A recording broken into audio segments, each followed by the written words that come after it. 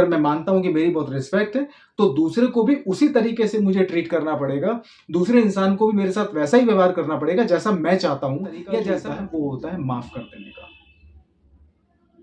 आप सही गलत के लिए आप किसी की अच्छाई बुराई को जज नहीं कर सकते। एक अहंकारी व्यक्ति को हमेशा ऐसा करने से बहुत मजा आता है कि उसको ऐसा लगता है कि वो जैसा चाहता है, वो जैसा अपनी छवि देखता है, जैसा वो अपने आप को देखता है समाज की नजर। हर महादेव, जय श्री राम। मेरे पास एक सवाल आया कि हमें अगर किसी को सजा देनी हो, अगर हमें किसी व्यक्ति को पनिशमेंट देनी हो, तो कौन सा तरीका सबसे बेहतर है और क्या हम सजा दे सकते हैं या नहीं?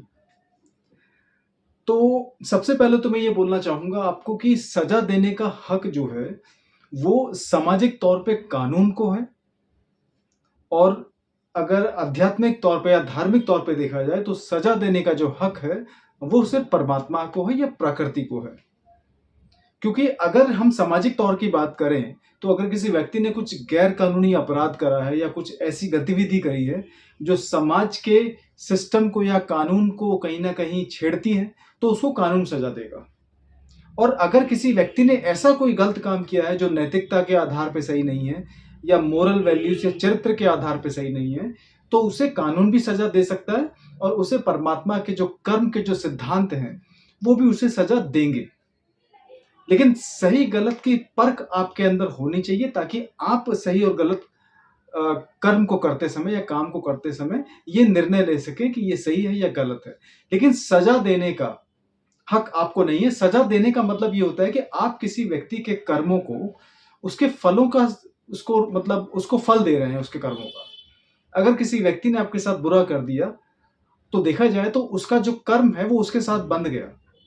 आप अगर किसी व्यक्ति को उसके कर्मों की सज़ा देंगे, तो आप प्रकृति का जो नियम है, जो विधि का विधान है, उसके अंदर आप छेड़छाड़ करने की कोशिश कर रहे हैं। और उस व्यक्ति ने जो आपके साथ किया, और आपको लगता है कि आप भी उसके साथ बुरा करेंगे, और ऐसा करने से आप उसको सज़ा दे रहे हैं, तो ये आपकी गलतफ़हमी है। अगर किसी व्यक्ति का आपके प्रति बुरा करने पर आप भी उसके साथ बुरा करते हैं, तो उस व्यक्ति का तो बुरा कर्म बंध गया, आपका भी एक बुरा कर्म बंध गया। तो आपने उसको सज़ा नहीं दी, बल्कि आपने अपने पाले के अंदर आपने अपने बोझ के ऊपर एक और वज़न डाल लिया। आपने अपने आप को और एक और सज़ा दे दी। हालाँकि आपको ये सुनने में बड़ा अजीब लगेगा, एक अहंकारी व्यक्ति को हमेशा ऐसा करने से बहुत मज़ा आता है कि उसको ऐसा लगता है कि वो जैसा चाहता है, वो जैसा अपनी छवि देखता है, जैसा वो अपने आप को देखता है समाज की नज़रों में, वो चाहता है कि लोग भी मुझे वैसा ही देखें।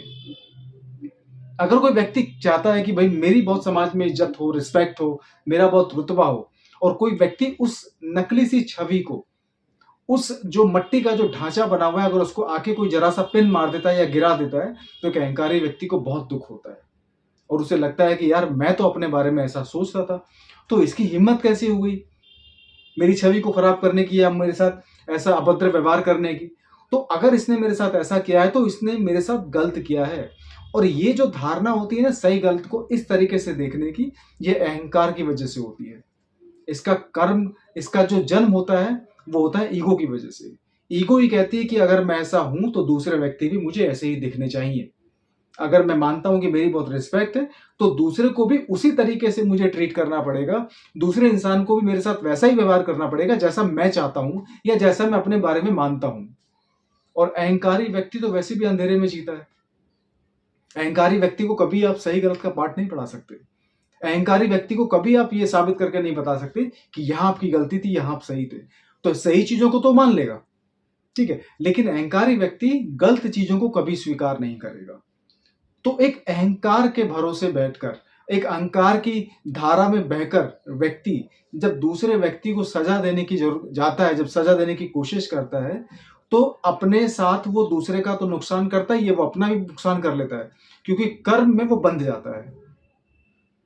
अच्छा, इसका जो एक और पॉइंट वो ये है कि किसी व्यक्ति ने अगर आपके साथ बुरा कर दिया, ठीक है, मान लीजिए आपकी इंसल्ट कर दी, या आपसे पैसे लेके आपको वापस नहीं दिए, या कोई वादा करके उसने निभाया नहीं, ठीक है, या उससे जाने अनजाने कोई ऐसी गलती हो गई जिससे आपको बुरा लग गया, तो इसका सबसे बढ़िया तरीका जो होता है वो होता है माफ कर देने का।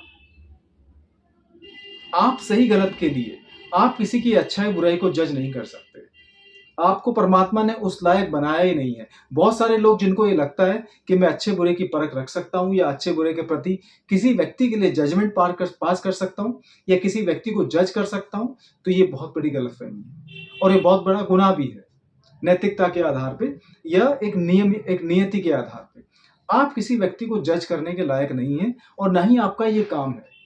आपका सिर्फ ये काम है, अगर कोई व्यक्ति हल्का-सा बुरा कर देता है, किसी व्यक्ति से गलती से बाय मिस्टेक या आपके प्रति कुछ अनादर हो जाता है या कोई जानबूझ के भी थोड़ा बहुत करता है, तो आप उसको माफ़ कर दीजिए। आपके वश में सिर्फ एक चीज़ है, वो है चुप्पी साधना और चुप रहकर इंसान को माफ़ कर देना। और मैं आपको यकीन के साथ कह सकता हूँ कि चुप रहकर किसी व्यक्ति को जवाब देना बहुत ही अच्छा जवाब होता है। आपकी चुप्पी, आपकी खामोशी से उस व्यक्ति को हो सकता है कि अपनी भूल का एहसास हो जाए, हो सकता है उसे अपनी गलती समझ आ जाए और हो सकता है उसे थोड़ा बहुत कहीं पछतावा भी हो। और वो पश्चाताप की जो अग्नि होती है उसके अंदर जल के हो सकता है अपने आप को बदलने की कोशिश भी करे। लेकिन आप किसी के प्रति बुरा कर्म करें या बुरे विचार रखें या भविष्य में उसके साथ ठीक वैसा करने का मौका देखें जैसा उस व्यक्ति ने आपके साथ किया है, तो आप अपने लिए भी बुरा बीज बो रहे हैं। उस व्यक्ति ने जो किया सो किया, लेकिन आप अपने लिए भी बुरा बीज बो रहे हैं। तो कुल मिला के आप किसी व्यक्ति को जज ना करें, आप किसी व्यक्ति के कर्मों की सजा ना दें या आप किसी व्यक्ति के प्रति अपने मन में द्वेष या जलन या नफ़रत की भावना ना रखें। बहुत ही बेस्ट चीज़ जो आप कर सकते हैं वो होता है माफ़ करना। उस व्यक्ति को दिल से माफ़ कर दीजिए और माफ़ करने के बाद आपको जो अनुभव होगा, वो अपने आप में बहुत ही ज़्यादा आनंदमय होगा और बहुत ही डीप और बहुत ही रिलीज़ आपकी जो टेंशन है उसको रिलीज़ करने वाला वो एक्सपीरियंस होगा। तो लोगों को माफ़ करना सीखिए, उनको सज़ा देना नहीं। सज़ा देना आपका काम नहीं, परमात्मा का काम है। हर हर महादेव, जय श्री राम।